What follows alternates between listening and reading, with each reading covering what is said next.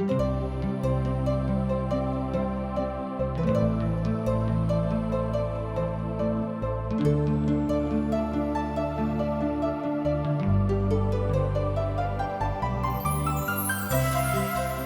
सब TWR के माध्यम से प्रस्तुत कार्यक्रम असक इजोत देख रहल छी। यह एकटा सुनियोजित ढंग से बाइबलक पुस्तक के अध्ययन अछि। यह कार्यक्रम के उद्देश्य अछि कि लोक दुनिया व संसार के बनाबय वाला परमेश्वर के उद्देश्य के बुझे व जाने कि हुनक इच्छा के अनुरूप चलै छी कि परमेश्वर के लोकों के रूप में हम अहाँक और अहाँ के परिवारक परवाह करै छी। अहाँ सबके आध्यात्मिक रूपों से आगा बढ़य में जीवनक ज्योति दऽ रहल छी। कृपया देखू आ सुनू, जाहिसँ परमेश्वर अहाँ के जीवन के ढेर आशीष से भरि देथिन। आशा के इजोत मैथिली कार्यक्रम में हम एक बेर और अहाँ के अभिनंदन प्रभु यीशु मसीह के मीठ आ पवित्र नाम से कह रहल छी। आजुक दिन हमरा सब इफिसियों पोथी के अध्ययन में लागल छी, अर्थात आजुक दिन हमरा सब 5म अध्याय में छी। 18 पद से लऽ कऽ 21 पद धरि देखब। प्रत्येक विश्वासी का अपन अपन अनुभवक बतेबाक आवश्यकता छै। ध्यान दियौ, प्रत्येक विश्वासी का वास्तविक रूपे अपन अपन अनुभव का बतेबाक जरूरत अछि, अर्थात तकर बखान करबाक आवश्यकता अछि। कियाक तऽ हम सेहो अनुभव में विश्वास राखै छी। कारण अछि कि अनुभवे से अहाँ सीख सकलहुँ हैं कि वास्तव में यीशु के नेह, वास्तव में परमेश्वरक उद्धारक काज, वास्तव में सर्वशक्तिमान पिता के एकलौता पुतक नेह आ हुनक काज अहाँक जिंदगी में भऽ रहल अछि कि नहि। अब एही बातक ध्यान रखबाक अछि जे अहाँक अनुभव कोन प्रकारक अछि, कोन तरहक अछि। आर एहिठाम जे बात हमरा लोकनि देखै छी तकरा अहाँ एहि रीति से बुझि सकलहुँ हैं कि अनुभव विहीन मनुख सत का सत रीति से बखान नहीं कऽ सकै छै। आर दरबार से मतवाला नहीं बनू, कियाक तऽ एहि बात से धोखा होइत अछि, मुदा आत्मा से प्रेरित होइत जाऊँ। एहि तरह हमरा लोकनि देखलहुँ हैं कि परमेश्वरक पवित्र वचन कोन रीति से हमरा सब गोटे से कथा कऽ रहल अछि। हमरा संगे अहाँ देखियो पद 18 के, आर दाखरस सँ मतवाला नहीं बनू, कियाक तऽ एहि बात से धोखा होइत अछि, मुदा आत्मा से प्रेरित होइत जाऊँ। एहि बातक एहिठाम संत पौलुस 5 अध्याय के 18 पद में कहैत छथि, अपन प्रभु यीशु मसीह के आत्मा में भरि कऽ आर अपना में जतेक स्तुति गान आ भजन आ आत्मिक गीत गावल करू, आर अपन अपन मन में प्रभु के सन्मुख में गाबैत आ कीर्तन करैत रहूं। एहि बातक सत्यापन अहाँ 19 पदक पढ़ि कऽ कऽ सकलहुँ हैं। जँ अहाँक लग पवित्र पोथी बाइबिल अछि तऽ तकरा अहाँ पढ़ि कऽ एखनो कऽ सकैत छी। हमरा संगे एक बेर देखियौ इफिसियों पोथी तकर 5 अध्याय तकर 19 पद। आर अपना में स्तुति गान आ भजन आ आत्मिक गीत गावल करू, और अपन अपन मन में प्रभु के सन्मुख में गाबैत आ कीर्तन करैत रहूं। एहि तरह हमरा लोकनि देखै छी कि महानता के साथ प्रभु परमेश्वरक वचनक संत पौलुस एहिठाम बड़ स्पष्ट भाव में राखैत छथि। एहि संदर्भ में हमर रूपांतरण एहि रीति से एहि तरह से अछि। मतवालापन में आबि कऽ अपन वक्तव्य के, अपन व्यक्तित्व के खराब नहीं करियौ, मुदा आत्मा में भरि कऽ सैद घड़ी अपन उद्धारकर्ता यीशु मसीह के कीर्तन भजन करैत रहूं। वस्तुतः यह बात मनुख का हुनक पाप सँ उद्धारक दिस लऽ जाइत अछि। कियाक तऽ भक्तिक बाट में सबसँ उचित बाट यह थिक कि अहाँ अपन उद्धारकर्ता के भजन में लागल रहूं, हुनके सैद घड़ी भजैत रहूं, हुनका भजाबैत नहीं रहियौ। किया तऽ बहुत लोग हुनका भजे के बदला में भजावे के कोशिश करैत छथि। सुनि कऽ तमसायब ने, ई काज करनाइ उचित नहीं थिक। मनुखक अपन वास्तविक अवस्था के बुझबाक छनि कि ओ अपन वास्तविक अवस्था के बुझि रहल छथि कि नहि। फरक कऽ दैत अछि कि अहाँ कतेक अनुभवी छी, अर्थात अहाँक अनुभव अपन यीशु के साथ अहाँक अपन उद्धारकर्ता मसीह के साथ कतेक अखन दिन धरि मजबूत भेल अछि। अपन अवस्थाके अहाँ नीक रीतिसँ बुझियौक आ तय अनुभवके ओहि अनुभवके दोसराके बताबियौक। किएक तऽ परमेश्वरक धियापुताके परमेश्वरक पवित्र आत्मासँ भरल रहलाक बाद एहि बातक बतेबाक अछि। तहन अहाँ परमेश्वरक पवित्र वचनसँ पवित्र आत्मासँ भरि कऽ एहि बातक एहि आवश्यकताके बुझि कऽ अपन अनुभवके अपन पड़ोसीके अपन मित्रके अपन भाई बंधुके बता सकलहुँ हैं। यह बात हमरा सब गोटेके पवित्र आत्माके काजक दिस इशारा करैत अछि कि पवित्र आत्मा मनुष्य जातिके जिंदगीमे कोना के काज कऽ रहल अछि। पवित्र आत्मासँ भरल रहलाक उद्देश्य की अछि? ध्यान दियौक, पवित्र आत्मासँ भरल रहलाक उद्देश्य की अछि आ तकर अर्थ की होइत अछि? अहाँ मनुखक वंशावलीके विश्लेषित कऽ सकैत छी, तकरा विश्लेषित कऽ कऽ देख सकैत छी। मनुख अपन वंशावली के अनुसार बहुत बेर ओ पिया खायवला, बहुत बेर तरह तरहक अनुचित काज करयवला भऽ जाइत छथि। अर्थात कालांतरमे जहन मनुष्य जाति अपन सृजनहारा अपन परमेश्वर के प्रतिपक्षमे पाप कयलथि, तहन ओही कालसँ हुनकामे अर्थात हुनक प्रजातिमे पाप करबाक के भाव जन्मेसँ भऽ जाइत छनि। किएक तऽ पवित्र पोथी बाइबिल कहैत अछि, किएक तऽ हमरा सब पाप कयलहुँ, एहि द्वारा परमेश्वरक महिमासँ सब केओ रहित छथि। आब संत पौलुस एहि बातक जे एकटा कार्य स्याह मनुष्य जातिक जिंदगीमे अछि ओ थिक आ ओहि बातक उजागर एहिठाम ओ करैत छथि। ओ बात अछि एहिठाम स्पष्ट भऽ जाइ छै जे ई एकटा आत्मिक बातक बखान करैत छथि। जहन ई कहल जाइत जे हमरा सब पवित्र आत्मासँ भरल छी, तहन एकर अर्थ यह होइत अछि कि अहाँक अन्दरमे अहाँक जिंदगीमे प्रभुके काज अछि। अहूसँ बढ़ि कऽ एकर अर्थ ई भेल कि पवित्र आत्माके नियंत्रण अहाँक जिंदगीके ऊपर अछि। जँ पवित्र आत्माके नियंत्रण अहाँक जिंदगीके ऊपर अछि, तहने अहाँ एहि बातक बड्ड स्पष्टताके साथ बखान कऽ सकलहुँ हैं आ तकरा बुझि सकलहुँ हैं। विश्वासीके चाल चलन आत्मामे भरि कऽ होइत अछि। ध्यान दियौक, विश्वासीके चाल चलन आत्मामे भरि कऽ होइत अछि और आत्माक संगे सेहो होइत अछि। ई दुनू तथ्य एक दोसर गोटेक संग बड्ड नजदीकीसँ जुड़ल रहैत अछि। आउ अहाँ पवित्र आत्मामे भरल रहैत छी वा भरि गेल छी तऽ ओ बड्ड आत्मासँ एहि बाटक जोहि कऽ अहाँके दऽ रहल छथि, अहाँके बता रहल छथि। गलातियोक पोथी तकर 8 अध्याय तकर 22 पदमे आ तकर 23 पदमे एही रीतिसँ एहि बातक बड्ड स्पष्टताके साथ अभिव्यक्ति कयल गेल छैक। जँ अहाँक लग पवित्र पोथी बाइबिल अछि, तहन एहि अभिव्यक्तिके अहाँ बड्ड स्पष्टताके साथ एहिठाम देख सकलहुँ हैं। ई लिखल गेल अछि जे इब्राहिमक 2टा पुत्र भेलनि, एकटा दासीसँ और एकटा स्वतंत्र स्त्रीसँ। ध्यान दियौक, लिखल गेल अछि जे इब्राहिमके 2टा पुत्र भेलनि, एकटा दासीसँ और एकटा स्वतंत्र स्त्रीसँ। मुदा जे दासीसँ भेलाह ओ दैहिक रीतिसँ जन्मलाह आ जे स्वतंत्र स्त्रीसँ भेलाह ओ प्रतिज्ञाके अनुसार जन्म लेलाह।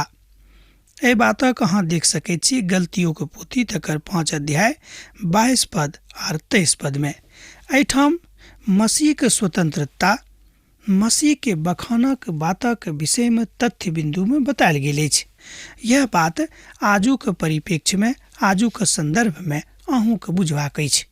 एक विश्वासी के सर्वाधिक बात वा सर्वविदित बात यह थिक वा हुनका अहाँ बाजि सकैत छी जे विश्वासीके लेल सबसँ उचित बात यह भेल कि अहाँ अपन आवश्यकताके अनुसार अपन प्रभुक लग जाउ, हुनकासँ मांगियौ, हुनकेसँ भजन करियौक, हुनके भजियौक, जाहिसँ अहाँ अपन तकलीफक निवारण सोझा सोझी हुनकेसँ पाबि सकलहुँ हैं। हमरा सब मनुखक ताकि कऽ मनुखक दिस देख कऽ कोनो समस्याक समाधानक लेल ताकैत रहैत छी।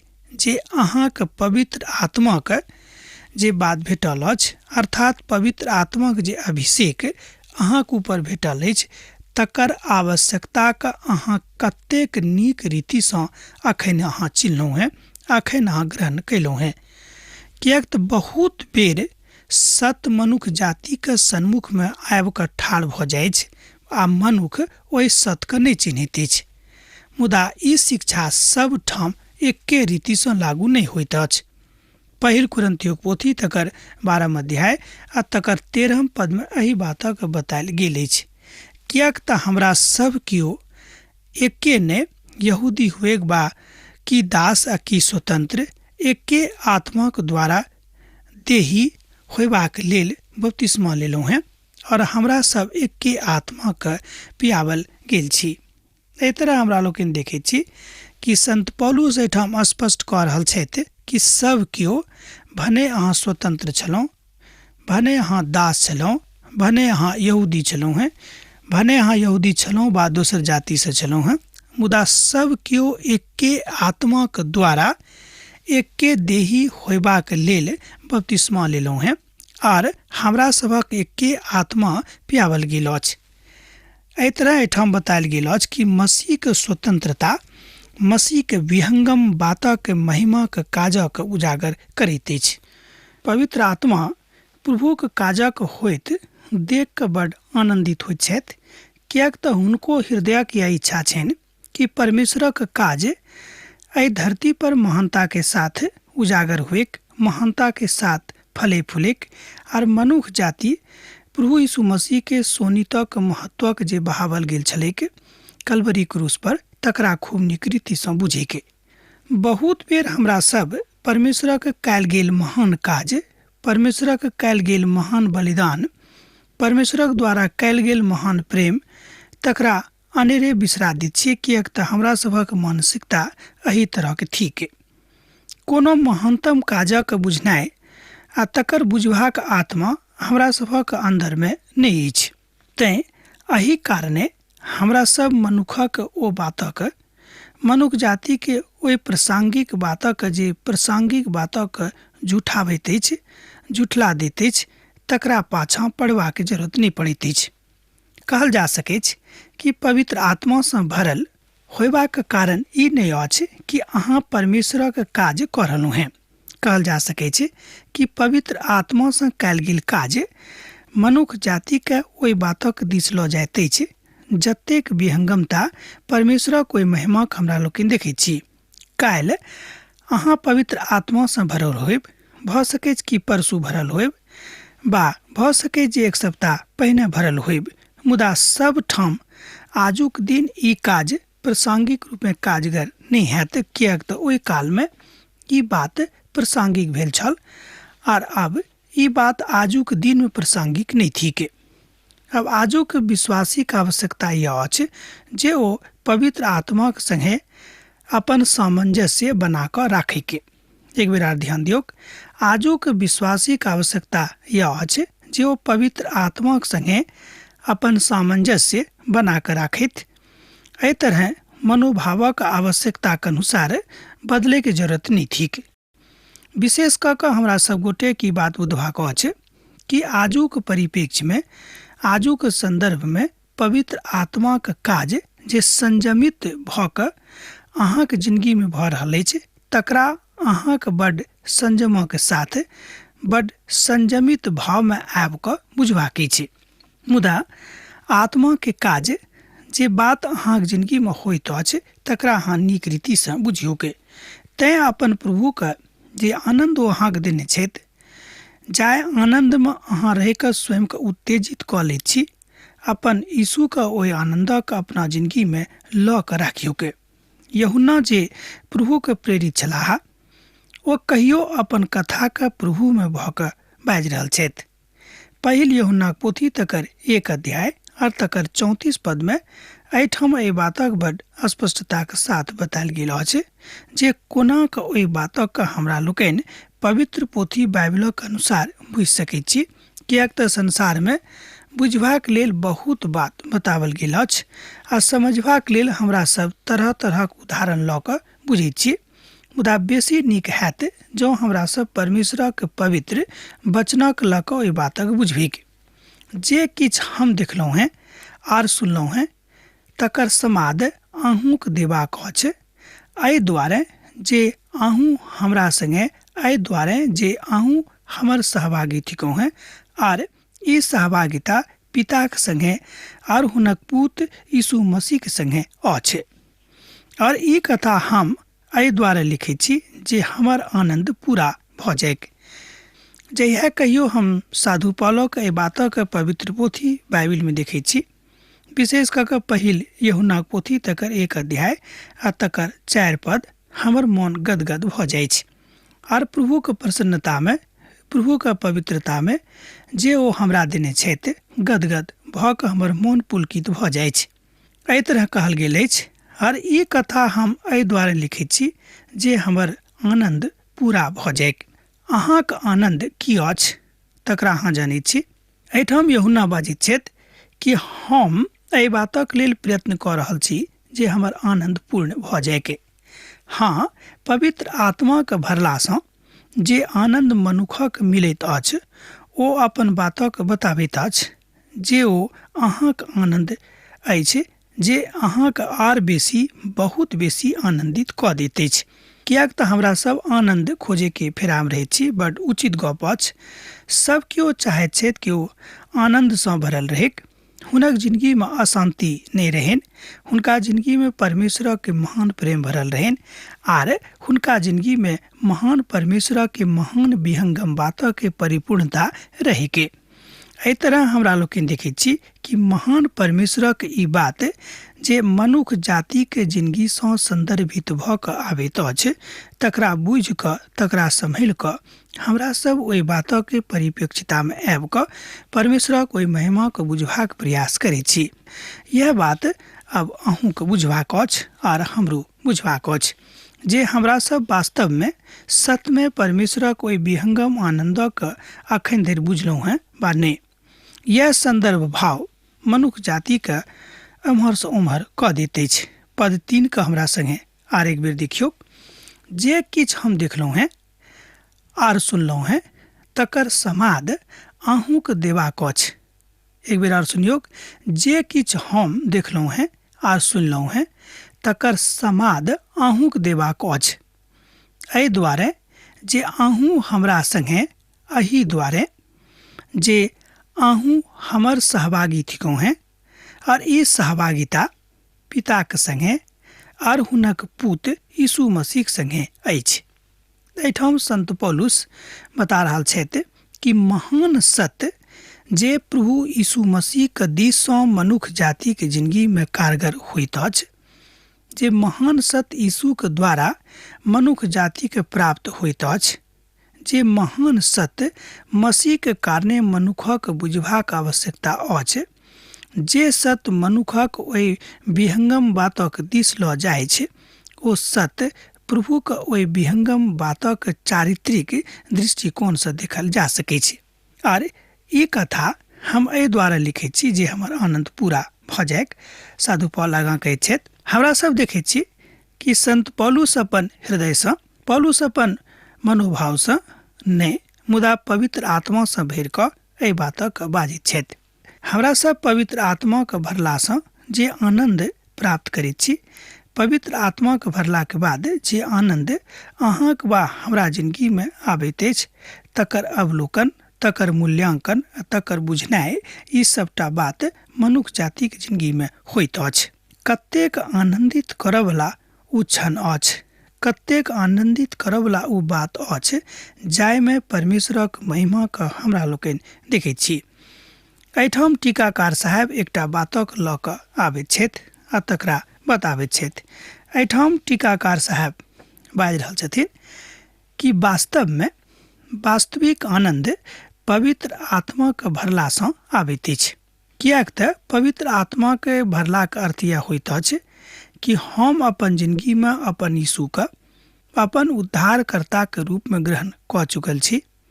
मसीह के प्रेम, मसीह के वास्तविकता, मसीह के सत्य और मसीह के प्रेम, मसीह के सार्वभौमिक चारित्रिक विशेषता और मसीह के मनुष्य जाति के लेल महान बलिदान हमरा स्मरण दियाबैत अछि कि प्रभु यीशु मसीह अहाँक लेल हमरा लेल कतेक महान बलिदान दऽ कऽ एहि संसारमे स्वयंके विसर्जित कऽ देने छथि।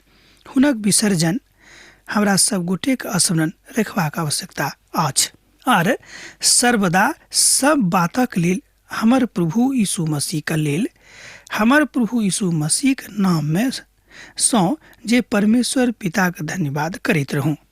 एहिठाम हमरा लोग देखै छी इफिसियो पोथी तकर 5 अध्याय के 20 पदमे ओहिठाम एहि रीतिसँ बाजैत छथि। जँ अहाँके लग पवित्र पोथी बाइबिल अछि तऽ हमरा संगे खोलि कऽ अहूँ देखियौ।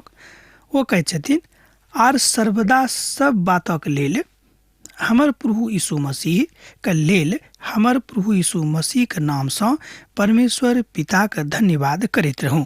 एहिठाम संत पौलुस अपन हृदयक उद्गार व्यक्त करैत बाजि रहल छथि कि सब बातक लेल, अर्थात अहाँक जिंदगीमे जतेक नीक वा दुखद घटना घटल अछि, सब बातक लेल प्रभुके धन्यवाद दियौन, किएक तऽ दुखद घटनासँ ओ अहाँके बचौलखिन आ सुखद घटनाके घटाके अहाँके जिंदगीमे मसीहके आनन्दक भरि देलखिन।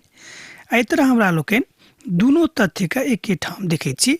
तकरा लेल प्रभु धन्यवादक पात्र छथि, तकरा लेल यीशु महान कार्य शैली के विधा के विधान के पात्र छथि, तेँ हुनका हृदयसँ अर्थात मसीहके नामसँ परमेश्वर पिताके धन्यवाद करैत रहूँ।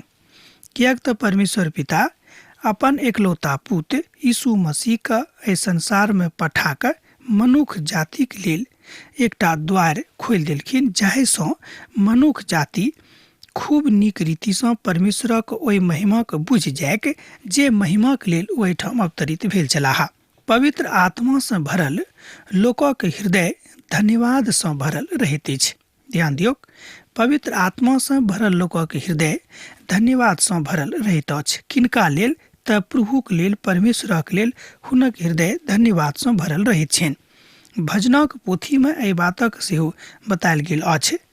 भजनक पोथीमे एहि बातक बड्ड धन्यवादक बात कहल गेल अछि। ओहिठाम भजनकार कहैत छथि कि हम अपन प्रभुके धन्यवाद दैत छियनि, किएक तो हमरा सब बातमे सुखी कऽ देने छथि। श्रोता मित्र, यह बात बुझनाइ बड़ जरूरी भऽ जाइ छै। दाऊद कहैत छथिन कि हम किएक नहि अन्हारेके दऽ कऽ जायब, मुदा हम नहि डेरायब, किएक तऽ हम जानैत छी कि हमर पिता परमेश्वर हमरा संगे रहैत छथि।